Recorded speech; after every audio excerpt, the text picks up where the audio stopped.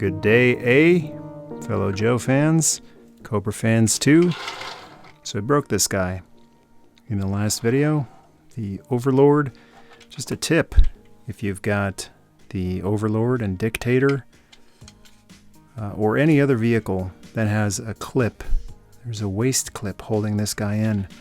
When you're removing the figure from the vehicle, do not pull like that. That's what happened. The hook actually busted on this guy. So there aren't a lot of Joe vehicles. I think some of the later ones. But be mindful of that. If there's a clip holding the figure in, that's a potential breakage point. So since that guy busted in the last video, it's an opportunity to fix him in the next video. Took a look in my little baggie of extra parts, and I mentioned having the dreadnoughts when I was a kid. Well, here's what's left of one of them. I think that'll be a good one to use. A couple other parts in there. This is a typical thing. It's happened to me a couple of times. These hooks just bust, and there's a couple of different ways that they could bust. There's another one where the hook just busted right off the top of it. I guess you could try to glue it, but I think there's so much pressure that the O-ring puts on the hook. It's better to just open up a spare if you've got one and use that instead.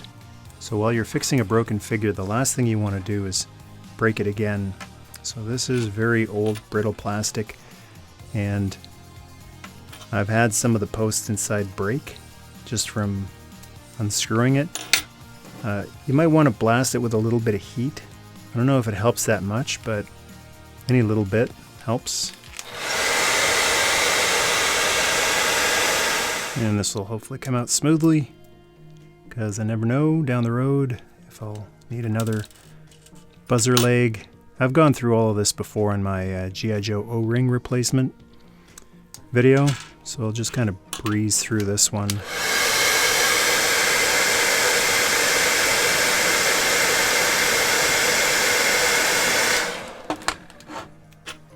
Without all the running commentary. That first twist, always go slow. Feel it out. Be careful. These screws are incredibly rusted.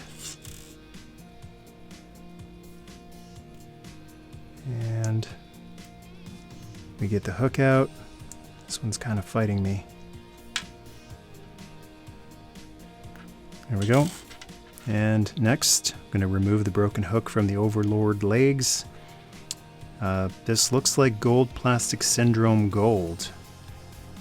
I'm not sure if it is, but it's got that same kind of sparkle fleck, gold fleck in there. I thought that was a crack, but it looks like a pore line, and it's on both sides. See that line going from the screw to the knee? So, hoping this is not the 86 Serpentor plastic. Hopefully they improved the plastic by the 90s, but speed it up. And a hairdryer is a must for any type of repair. You definitely want to break out the hairdryer. Just take a few seconds. Warm that old plastic up. And that's really, really tight. Really tight. It's not budging. Let's try the other one.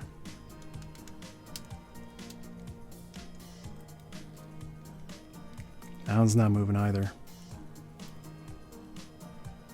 That's really tight.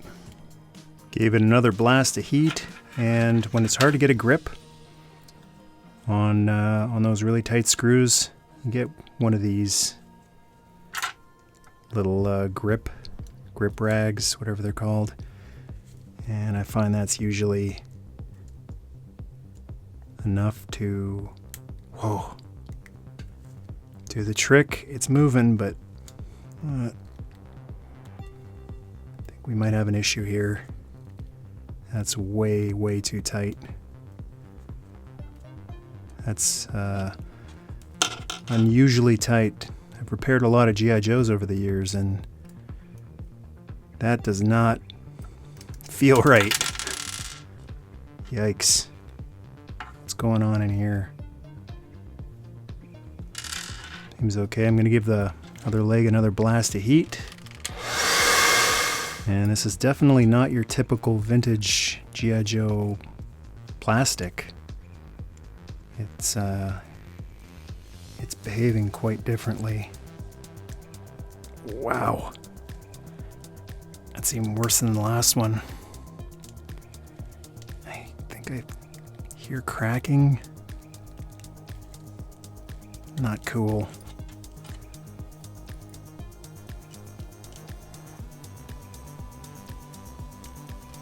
It's almost like it was welded together.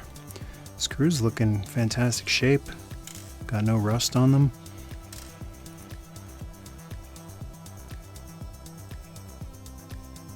You got to be extra careful with this step too, because while you're doing this, it's very easy to break that peg. There's not much holding that to that. This thigh to the knee, just this tiny little peg. It's not meant to be on its own. It's meant to be pegged into this hole on the other side to reinforce it. So that's just another thing you want to be extra careful with when you're replacing these hooks. Take out the busted one, put in the new one. I think it would work if it was backwards, but might as well do it the way it's meant to be. Hook forward, take the other thigh,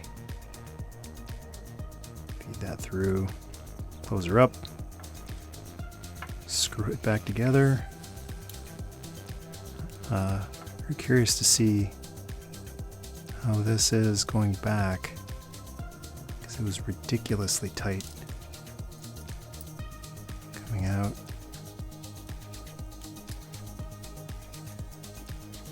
Well, that was a breeze. I'm surprised. I haven't tightened it as much as possible, but don't really see a gap there. The knee is nice and tight, so that's great. And next, take the other thigh, connect like so, and screw it back together.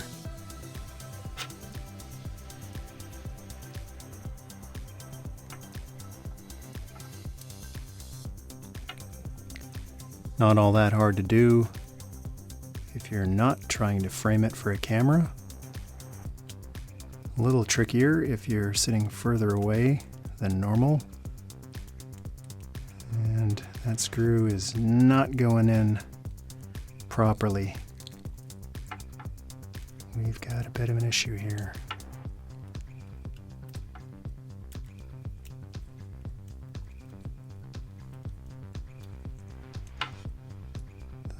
Feels like it should be able to go in a little more than that. Oh, it's coming apart at the top too. Yep.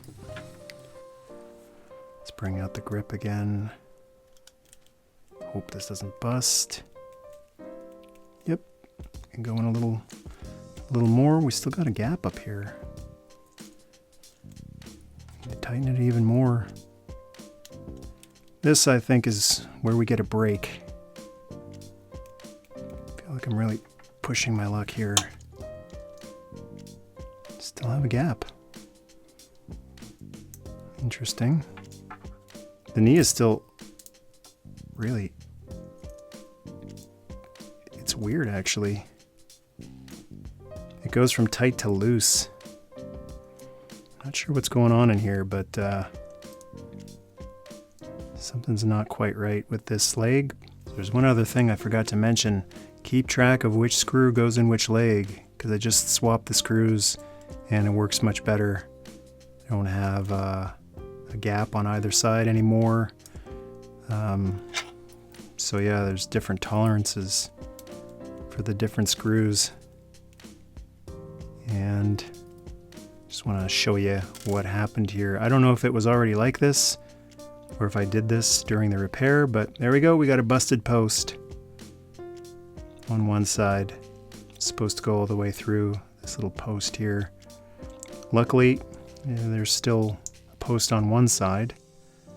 So when we put this back together, the knee still works, it still functions. But this might be that typical gold plastic syndrome stuff that you have to be careful with. And the knee is still super tight. Still works great, but careful with the gold stuff. All right, so that's the hook replaced. And now need to feed the O-ring through it. You can actually see the other part of the hook is still lodged in this O-ring. I think the O-ring itself is fine. So just need to be a lot easier if I just take the body apart. So I'm going to give him another blast of hair dryer just to soften up the back plastic a bit.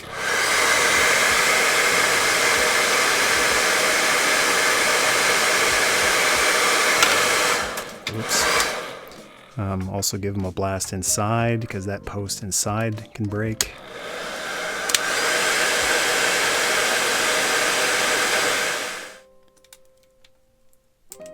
And that one came out really easy.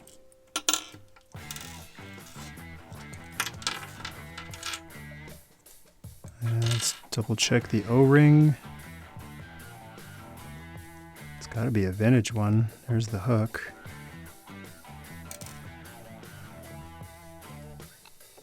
And it's a little stressed at the bottom, but it seems fine. And then this is just a traditional O-ring replacement. I see something weird in here. Not sure what that is. A piece of worn, busted looking plastic. It's on both sides actually. Oh, it must be where they broke off the sprue. Okay, so let's feed the O-ring. Maybe we will turn it a little bit so that the stress point isn't on the same spot again.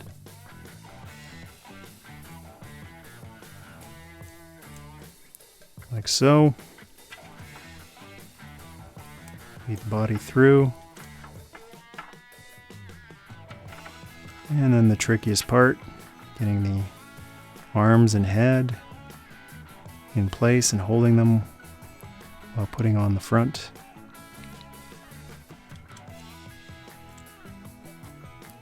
Without that happening,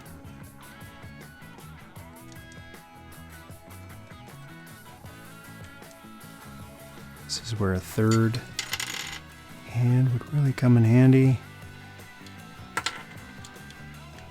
Or just do one or two. Get that front in place as much as you can, and just like that. Put the screw back in. Tighten it down, and Overlord is once again the most dangerous man in the world. Perfect O-ring. Legs aren't loose and floppy. Quick, easy, and fun repair. It's pretty fun. Slip them back in here.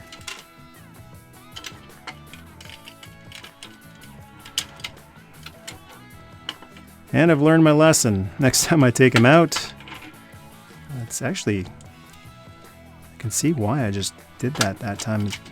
There's really no access point to get him out there other than pulling on his upper torso. I guess just try to simultaneously push his body and his legs out at the same time to get him out. That's a really tricky one. So maybe a good thing he broke on me, so that anyone who's got a vintage one, just a little something to watch out for when you're playing around with yours. I hope this tutorial helps you out. Thanks so much for watching. To join the tribe, hit subscribe, and until next time, Nerd Mistake.